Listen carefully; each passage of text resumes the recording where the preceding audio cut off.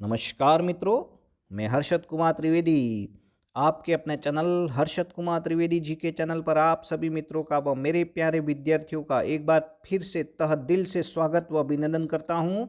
भारत के इतिहास का जो वादा किया था चैनल पर वो होता हुआ। फर्स्ट ग्रेड इतिहास की तैयारी इस चैनल पर, और टॉपिक नंबर 11 आज का लाया हूं।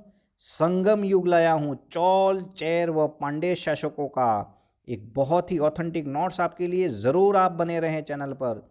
और इससे पहले अगर कहना चाहता हूँ, आप नए हो तो चैनल को ज़रूर सब्सक्राइब करें, लाइक ज़रूर करें वीडियो को, मेरे को फॉलो ज़रूर करें आप, क्योंकि यहाँ पर आपको फर्स्ट ग्रेड के साथ साथ सेकंड ग्रेड में प्रथम प्रश्न पत्र व एसएसटी की तैयारी भी यहाँ पर हो रही है। एसएसटी में मैंने अभी भूगोल व दर्शन शास्त्र के लगभग टॉपिक कर लिए हैं, तो ऑटो सब्जेक्ट की तैयारी में 2 सब्जेक्ट आपके हो गए हैं। तो साथ ही इतिहास को एक पेज पर लाने का वादा, भारत के इतिहास को हम पढ़ रहे हैं, और उसमें संगम युग सिलेबस के हिसाब से आप फर्स्ट ग्रेड की तैयारी ज़रूर चैनल पर करें। ऑथेंटिक नोट्स हैं आपके लिए, तो स्पेशल आपके लिए यहाँ पर हो रही है मेहनत, तो ज़रूर आप बने रहें। अधिक से अधिक ग्रुपों में ज़रूर शेयर करें। ये देखिए संगम युग, शुरू करें हम। संगम युग यानी 3 महत्वपूर्ण राज्य थे उस समय। एक तो था चोल, चेर व पांड्य। चेर जो था वो सबसे प्राचीन राज्य था, याद रखें। 3 महत्वपूर्ण संगम युग के राज्य थे, चोल, चेर व पांड्य। चेर सबसे प्राचीन है, याद रखें। और संगम तमिल कवियों का संघ है। संगम क्या है? तो तमिल कवियों का संघ है, दक्षिण भारत की बात है। और पांड्य शासकों का संरक्षण में ये संगम हुआ था।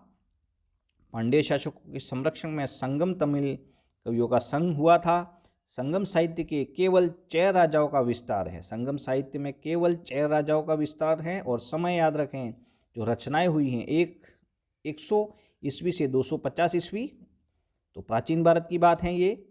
प्रथम संगम जो हुआ था, प्रथम बड़ा सम्मेलन हुआ था, मदुरा में हुआ था, और ऋषि अगस्त उसके अध्यक्ष थे, याद रखें। और दक्षिण में आर्य सभ्यता के तत्वों का प्रसार जो है वही भी अगस्त्य ऋषि ने तथा कौंडिन्य ने किया है। कौंडिन्य 2 ऋषि थे हमारे यहाँ पर।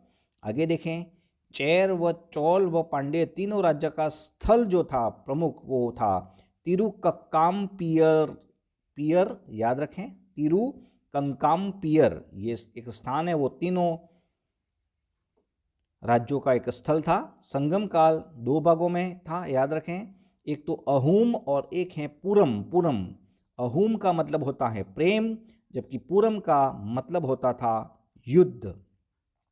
संगम साहित्य भौगोलिक क्षेत्रों का विभाजन हम देखें तो देखें, भौगोलिक क्षेत्रों का विभाजन किस नाम से? कुरिज, पार्वत्य प्रदेश से संबंधित कुरिच।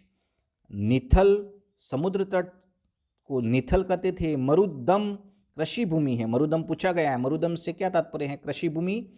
मुरले यानी अरण्य भूमि। परले यानी सूखी भूमि। तो ये नाम शब्द याद जरूर रखें आप। साहित्य रचना हम देखें संगम युग की, तो देखें आप जो साहित्य ग्रंथ हैं वह ये रचनाकार। साहित्य ग्रंथ में देखें तोल्काप्पियम, ये ग्रंथ हैं जिसका रचनाकार तोल्काप्पियर ही हैं, याद रखें। शिल्पादिकारम जो है उसके जो रचनाकार हैं इल्गो अडिगल। नाम जरूर आप कंफ्यूज होंगे, जरूर याद रखें। मणिमेखले जरूर याद रखें, पूछा गया। शीतले सतनार, शीतले सतनार इसके रचनाकार हैं। मणिमेखले साहित्य ग्रंथ हैं। उसके बाद में जिकाक चिंतामणि के जो रचनाकार हैं वो हैं तिरंतकंडेश्वर, याद रखें। कुरल भी याद रखें, बहुत इंपॉर्टेंट। कुरल एक साहित्य रचना है जिसके रचनाकार हैं तिरुवल्लुवर। तो ये तीनों तो जरूर याद रखें। कौन कौन से? शिल्पादिकारम के इलो गोड अडिगल, मणिमेखले के हैं शीतले सतनार, कुरल के हैं तिरुवल्लुवर। ये नाम जरूर कंफ्यूज होते हैं। आपके लिए चैनल कार्य कर रहा है, सब्सक्राइब जरूर करें, लाइक करें वीडियो को। आगे हम तीनों हमारे जो राज्य हैं उनको पढ़ेंगे। चेर देखें, चेर का प्रतीक चिन्ह था धनुष। इसी को चेर को कुड़ावर, विल्लवर, पूरे यार या मेल्ले यार के नाम से जानते हैं। प्रथम शासक उडियन झेरल, क्या नाम है? उडियन झेरल चेर राजा है यह, और इसने महाभारत में युद्ध में भाग लेने वाले वीरों को भोजन कराया था, उडियन झेरल ने। उसी प्रकार दूसरा है नेडुन जेरल आदलन, ये नाम है, और राजधानी जो थी उन्होंने बनाई थी मर्दनेई। उसके बाद में तीसरा प्रमुख चेर शासक हैं शैनगट्टुटुवन, और इसको लाल चेर व महानतम शासक कहते हैं शैनगट्टुटुवन। तमिल महाकाव्य शिल्पांदिकारम जो है वो इलगोन आर्डिगल द्वारा लिखा है, और उसमें शैनगट्टुटुवन को मार्य की देवी उपासना से संबंधित पत्तिनी संप्रदाय का संस्थापक माना है। तो ये ग्रंथ हैं शैनगट्टुटन, जो ग्रंथ हैं ये बहुत महत्वपूर्ण, ये जो शासक है वो महत्वपूर्ण है। तमिल महाकाव्य हैं, मैंने कहा था आपको शिल्पांदिकारम, जिसकी रचना इलगोडियागल द्वारा की गई है, और उसमें शैनगट्टुटम यानी ये शासक जो हैं उसको मौर्य की देवी की उपासना से संबंधित पत्तिनी संप्रदाय का संस्थापक माना गया है। पत्तिनी संप्रदाय का संस्थापक शैनगट्टुटवन है। बहुत महत्वपूर्ण, चेर में सबसे महानतम शासक था ये। आगे देखिए चोल राज्य हम देखें, उस समय का चोल का जो प्रतीक था वो बाघ था। वलावन तथा चेन्नई और कल्ली के नाम से जाना जाता है चोल को। प्रमुख क्षेत्र पूर्वी तमिलनाडु से पेन्नार तथा वेल्लारू नदियों के मध्य स्थित है। यह प्रारंभिक राजधानी उसकी उत्तरी मनुलूर थी, जबकि बाद में जो उरेयूर व तंजावुर बनाई गई हैं चोल राज्य की राजधानियाँ। ईसा पूर्व दूसरी शताब्दी में एलारा नामक एक चोल शासक था, एलारा याद रखें, जिसने श्रीलंका पर विजय प्राप्त की और 50 वर्षों तक राज किया है। तो एलारा किस वंश से संबंधित हैं? एलारा तो चोल राज्य, चोल, ये चोल बाद में भी आएंगे, आपको पता ही है, ये प्राचीन चोल पढ़ रहे हैं हम। करिकाल देखें, उसका महानतम शासक है, प्रारंभिक महानतम शासक 190 ईस्वी में उसका काल था। उसने तटीय राजधानी पुहार यानी कावेरीपत्तनम की स्थापना की है। पुहार यानी क्या है? कावेरीपत्तनम की स्थापना करिकाल राजा चोल के महानतम शासक ने की, याद रखें। करिकाल ने वेण्णी के युद्ध, याद रखें, वेण्णी के युद्ध में अत्यंतिक प्रसिद्ध जो 11 राजा थे, कौन कौन से, चेर वो पांड्य दोनों मिक्स थे, को हराया, और उद्योग प्लस कृषि में उनकी रुचि थी करिकाल की। तो करिकाल को जरूर याद रखें आप। वेण्णी का युद्ध याद रखें।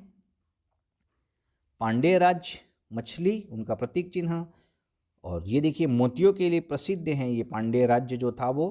क्षेत्र उनका याद रखें तो ये देखिए सदूर दक्षिण और दक्षिणी पूर्वी भाग, राजधानी उनकी थी मदुरै पांड्यों की राजधानी थी, और पहले कोरकाई थी, याद रखें। सबसे विकराल राजा जो था वो नेडुजेलियन था, नेडुजेलियन जो दूध भेजा था उसने रोमन सम्राट अगस्त को।